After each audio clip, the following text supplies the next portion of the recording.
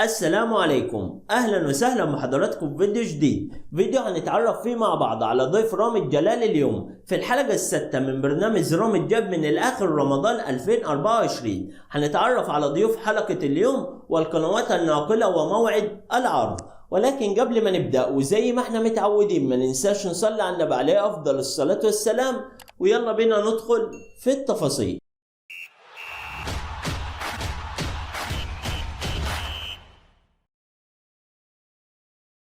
أهلا بكم من جديد وموعد وعرض حلقة اليوم وضيوف رامي جلال. يستضيف رامي جلال اليوم في الحلقة السادسة من برنامج رامي جاب من الآخر رمضان 2024. اليوم السبت الموافق 16 مارس 2024 16/3/2024. وضيوف حلقة اليوم عبر موقع MBC مصر عبر الموقع الرسمي اللاعب محمود كهربا لاعب النادي الأهلي واللاعب عبد الله السعيد لاعب نادي الزمالك. ضيوف حلقة اليوم اللاعب عبد الله السعيد واللاعب محمود كهربا. وموعد عرض البرنامج في تمام الساعة 5:05 مساء بتوقيت تونس والمغرب والجزائر، في 6:05 مساء بتوقيت القاهرة والسودان، 7:05 مساء بتوقيت السعودية والعراق، 8:05 مساء بتوقيت قطر والإمارات. إن شاء الله سوف تبث حلقة اليوم عبر قناة MBC مصر. ودي كانت حلقتنا عن ضيوف حلقة اليوم. ما تنساش تدعمنا بلايك وتشترك في القناة وتفعل الجرس